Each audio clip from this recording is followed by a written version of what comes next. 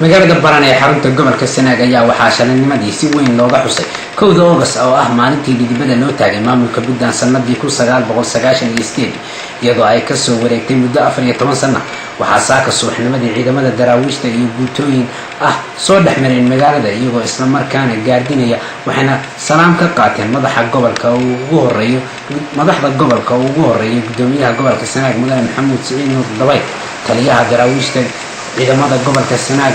Cabdullaahi Cumar Cashuur madax kale waxaa madashan la isugu yimid ugu horeyntii furay duqa degmada Cabdisaaq Axmed Ciise oo isagu ka jeediyay madasha khudbad dheer kuna booriyay dadweynaha reer Puntland in maanta loo baahan yahay in sidan mar walba loo xuso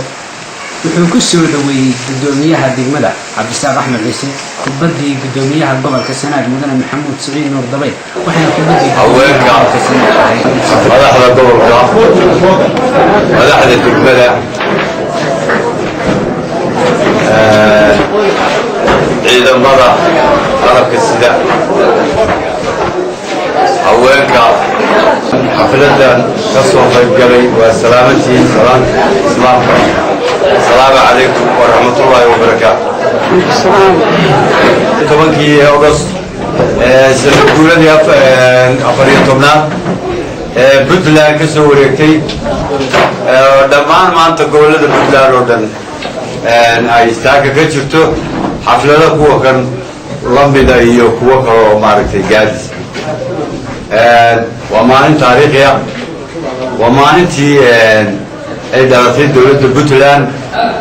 oo saakayna hadda sanad guuradeeda ugu fadhino 14 ka soo wareegtay ayana ka hadla saaka xafladda 14 guurada Puntland kaga faa'iideysto inaan ka hadlo nabadda waxaan kaga hadlayaa halka kan waxa degan dad isyaqaana oo gobolka Sanaag u dhashay حاجة أنت وضعت قبل كسناك قايل شيء الصوماليا قايلين شيء محيط الصوماليا عندك الصومالي هو نقلنا إلا يساعد حاجة والله يراوريات إلا يعل ظاهر أنت كسر كيسة قبل كسناك وحس وضع يغنوا تذكر ولا إلي تي والله المعدة وإن وضع دارتي وإن استشيء وإن سكول الحلال مركا واحد كان لنا إياك dagaalkoodana waa la yaqaanaa marka iyagoo xiska laayaan oo xiska dagaalamaan heshiiskoodana waa la yaqaanaa laakiin haddii la soo dhex galo ama la sameeyo abqaar lagu soo galo waddanka oo horseed laga noqdo dalka in la soo geliyo ciido badan berri ka maalin cawaaqibkooda way arki doonaan waynu is ognahay ummad fara badan baa noocaa ku shaqaysa waxaanu leenahay dadkiina masaakiinta ee nabadda jecel ee dalkooda leh kuwaasoo kale inaad iska ilaaliso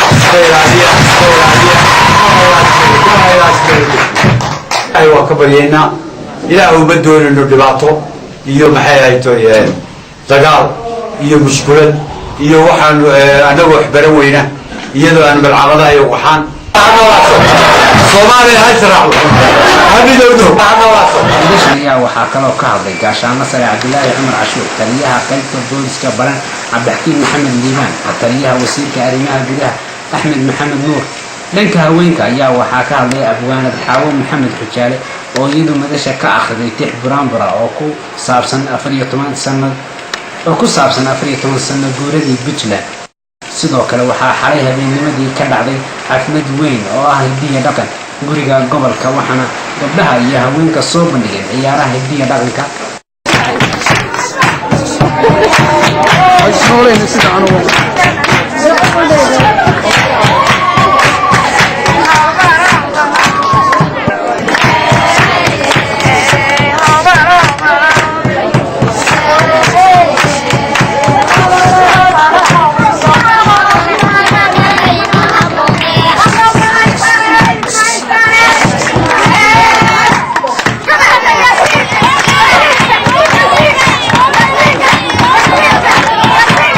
markii ay ciyaaruhu iyo tamaashaadku ay dhammaadeen ayaa waxaa madashan ka hadlay haween dhallinyaro. waxaa kaloo madashan lagu guddoonsiiyey koob 2 naadi oo maanta ciyaaray, taasoo lagu maamuusayay xuska 1 August maalinta dhidibada loo taagay maamulka Puntland. waxaa guddoonsiiyey guddoomiyaha gobolka Sanaag mudane Maxamuud Siciid Nuur Dabayl. isku soo wada duub oo xuskan 1 August 2012 ayaa ahaa kii ugu weynaa ee badan lagu qabto